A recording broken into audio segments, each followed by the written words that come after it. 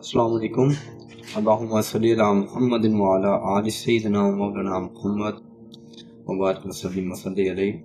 دوستو آپ دیکھ رہے ہیں گلشیر علی آفیشیل، اور اس ویڈیو میں ہم بات کریں گے ایمان مجمل کی، جو کہ ایمان کی مطلب کہ دوسری صفت جسے کہا جاتا ہے، جس کا ہم اقرار کرتے ہیں۔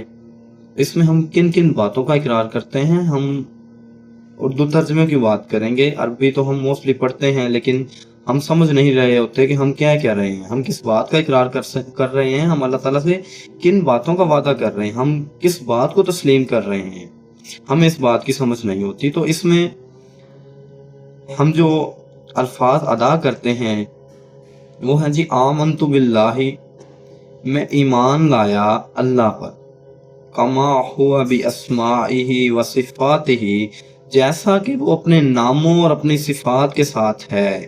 یعنی کہ ہم اس بات کا اقرار کرتے ہیں کہ میں اللہ تعالیٰ کی ذات پر ایمان لایا جیسا کہ وہ اپنے ناموں، اپنے اسماء اور اپنی صفات اور خوبیوں کے ساتھ ہے۔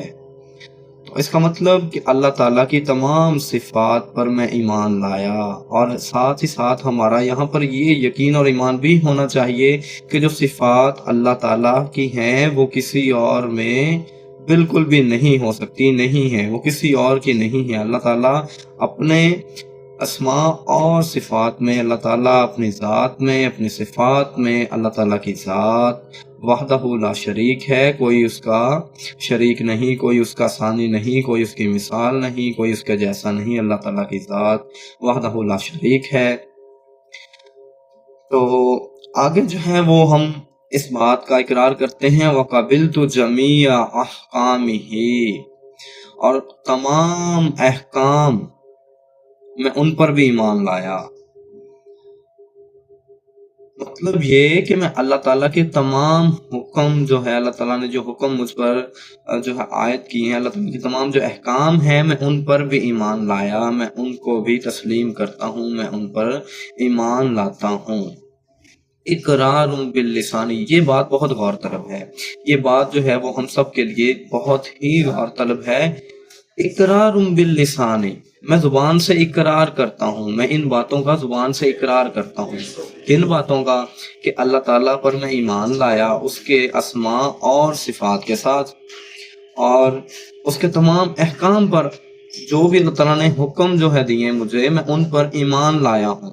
اب یہاں پر غور طلب بات یہ ہے کہ اقرار باللسان، میں زبان سے اس کا اقرار کرتا ہوں، میں اپنی زبان سے اس بات کو تسلیم کرتا ہوں، مانتا ہوں، میں اپنی زبان سے اس کا اقرار کرتا ہوں۔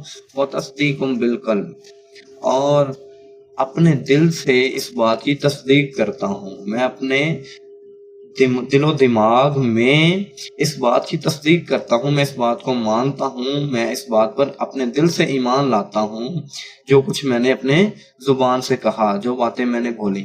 اب ہمیں یہاں پر سمجھنے کی کون سی بات ہے جو ہمارے لیے ضروری ہے، جس بات پر غور کرنا چاہیے ہمیں، کہ ہم زبان سے اقرار تو کر رہے ہوتے ہیں، لیکن ہم اپنے دل سے اس بات کو تسلیم نہیں کر رہے ہوتے، ہم اپنے دماغ میں یہ باتیں نہیں بٹھا رہے ہوتے ہیں۔ اگر ایسا ہم کریں تو پھر کبھی بھی جو ہے ہم کسی بات پر نہ شکری نہ کریں، ہم کسی بات پر شکوہ نہ کریں، ہمارا یہ یقین بن جائے کہ اللہ مالک ہے، وہ ہمارا مالک ہے، ہم عاجز ہیں، وہ جو چاہے ہمارے ساتھ کرے، ہم اس کی مخلوق ہیں، ہم اللہ کے سامنے جو ہے وہ اعتراض نہیں کر سکتے، ہم سوال نہیں کر سکتے یا اللہ میرے ساتھ ایسا کیوں ہوا، یا اللہ مجھ سے یہ چھن کیوں گیا، یہ ہم کبھی بھی نہیں کہہ سکتے۔ کیوں؟